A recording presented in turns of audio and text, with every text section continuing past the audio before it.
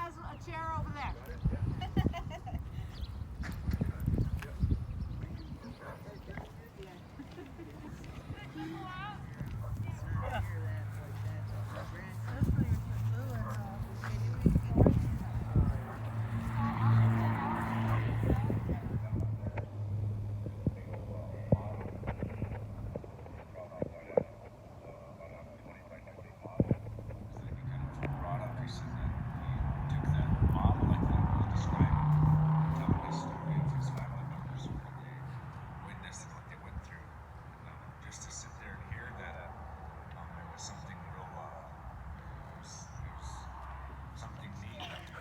About racism, and some might think first grade is too young to be teaching a curriculum about racism. You would how to respond to it, and so. Hello. Hi. Um, I'm going to introduce myself. My name is Aaron White Beaver Scott. We are my family are myself. I'm from the Thunder Clan. My Indian name is Pahiga. Um, I just wanted to come up today to recognize my great grandmother.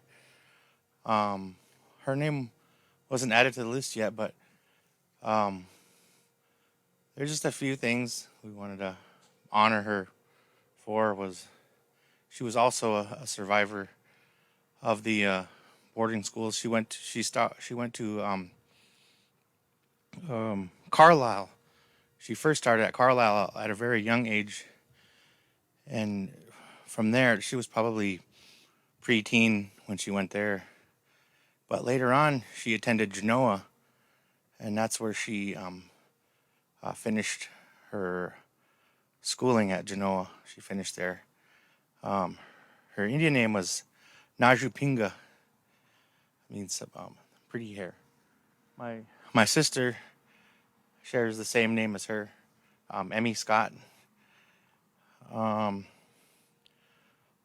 one of the things, one of the things that was passed down, and was the most important thing that kind of stood out with her was she when she attended the schools, they discouraged her from speaking her language, and they told her it would hold no value for her in the future.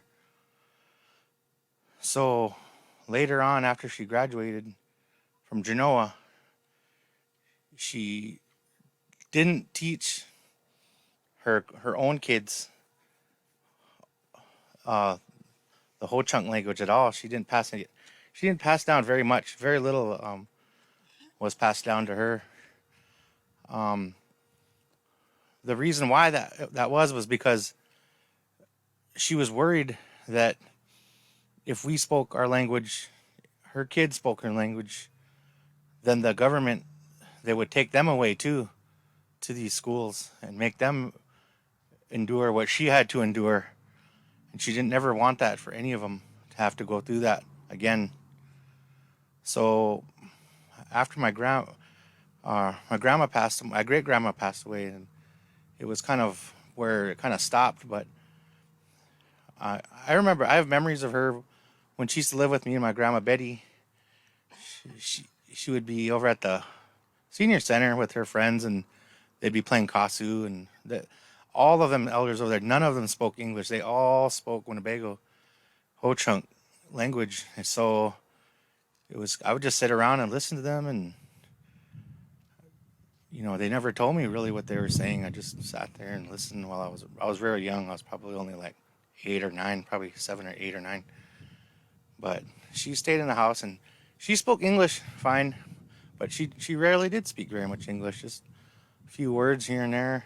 But that was always kind of heartbreaking to me later on, knowing that happened, and that's the reason why we didn't speak our own language here. But it's great that we have programs here now where you can access that language, and whoever wants to learn it can learn it. It's really hard language to learn, but yeah, that my grandma Agnes White Beaver was married to Charles White Beaver, And a lot of the families around here are the descendants of the White Beaver family. Um, one of the, I just wanted to mention real quick, one of the descendants of Agnes was my auntie Jackie Stevens. She just recently passed away from COVID. She's a famous potter, Winnebago potter. She lives in Santa Fe, New Mexico, with her family. But she was one of the only ones that was a Winnebago potter around. And what we did was when she passed away, my sister started a fundraiser to bring back one of her pieces of artwork to our museum here at the Angel de Cora.